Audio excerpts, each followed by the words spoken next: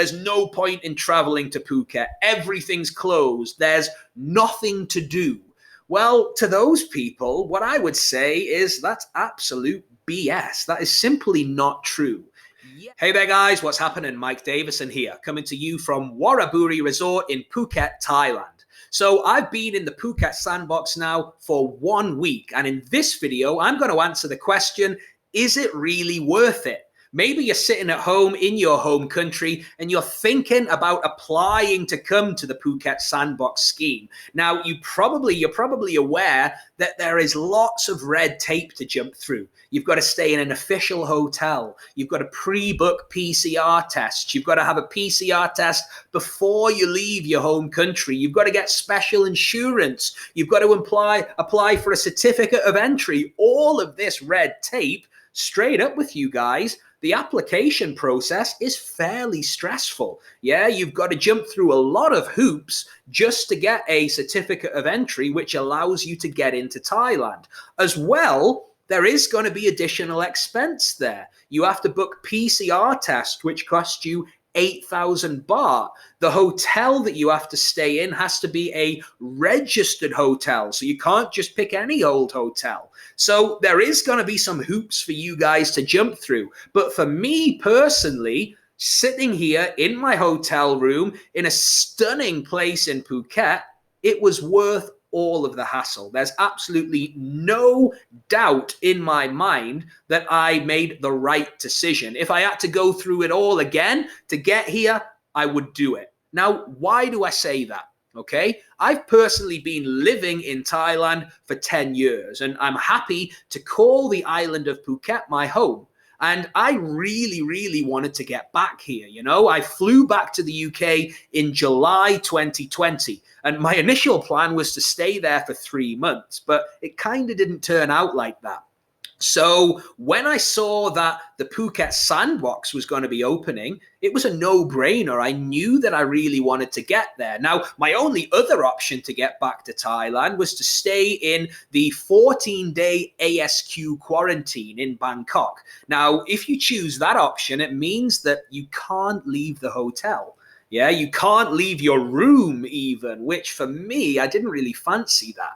But the Phuket Sandbox allows you, once you've got your negative test on entry to Phuket, it allows you to roam around the island and enjoy everything that Phuket has to offer. Now, for me personally, getting out of the UK was my prime focus. Yeah, spending 12 months in the UK, for me, it wasn't a lot of fun.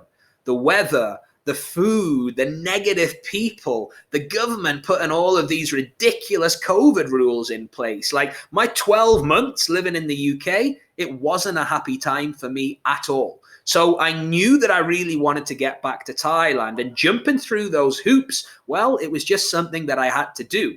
Now, when I arrived to Phuket, it's no surprise that Phuket isn't the place that it was pre-COVID. And there's a lot of people saying online, in forums, in Facebook groups, that there's no point in traveling to Phuket. Everything's closed. There's nothing to do. Well, to those people, what I would say is that's absolute BS. That is simply not true. Yes, Phuket isn't the thriving island that it was back in 2018. Lots has changed. Like lots and lots of businesses have closed their doors for good. The main shopping mall in Junsalon, the main shopping mall in Patong, which is called Junsalon, bang, it's closed. Central Festival in Patong, it's closed. All the bars, all the beer bars in Patong are closed. So, I mean, if you're coming here for a party holiday, if you want to sit in the beer bars and chat to ladies all day, well, this place isn't going to be for you. You're not going to have that fun holiday that you might have wanted. But for me personally, that side, it just doesn't interest me. Yeah, I didn't come here to sit in bars and drink beer all day. Oops, sorry, I just dropped my pad there. But for me, I came here Well, firstly, to resume my life and also to enjoy the natural beauty that Phuket has. You know, the beaches now, they are so quiet. There's nobody on them. I was walking on Caron Beach this morning. I saw 3 other people. Now, typically, it'll be packed with tens of thousands of people. Most of them will be from Russia or China, and that beach is really, really hectic normally. And you'll never get to experience the beauty of Phuket as it is now. So if you're sitting in your home country and you're thinking about coming across, ask yourself, why are you coming? Are you coming here to party? Are you coming here to go crazy and have a crazy party holiday? If that's the case, don't bother coming. You're not going to be able to achieve that.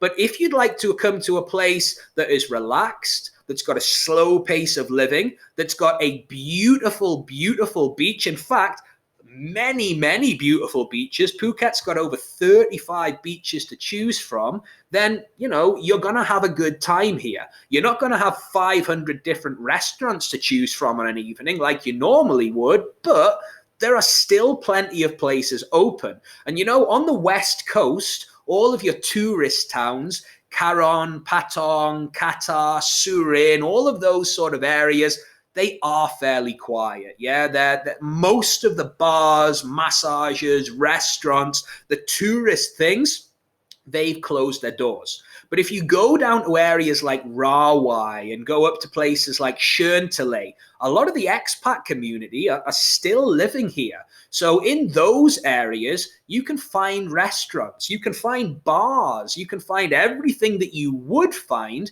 back in pre-COVID times. So for me personally, yes, it was well worth it getting back here. And something else that I've noticed, the majority of people in my hotel, I've only seen about 20 of the people in my hotel, but the majority of those people are people who have lived here long term. Yeah, so what I'm seeing is people with Thai partners, Thai families coming back here. Those are the majority of people. Like, I've been here for 10 years and I came back here because I plan to keep on living here.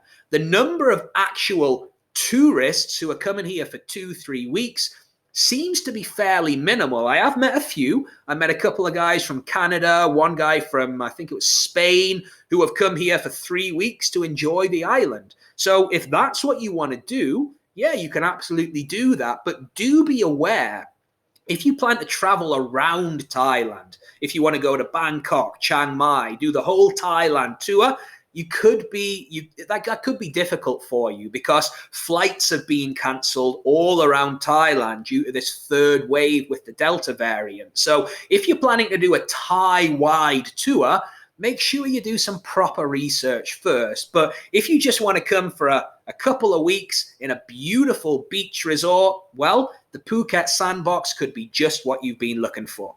With that said, guys, I hope you found this video useful. And if you would like to learn more about how to live in Thailand full time, I'd like to invite you to my free Facebook group, Thailand Expats and Digital Nomads. The link to that group is in the description to this video, and you can connect with me and other expats living in Thailand and find out exactly how we're doing it and get some really good advice if you're thinking about moving to Thailand long term.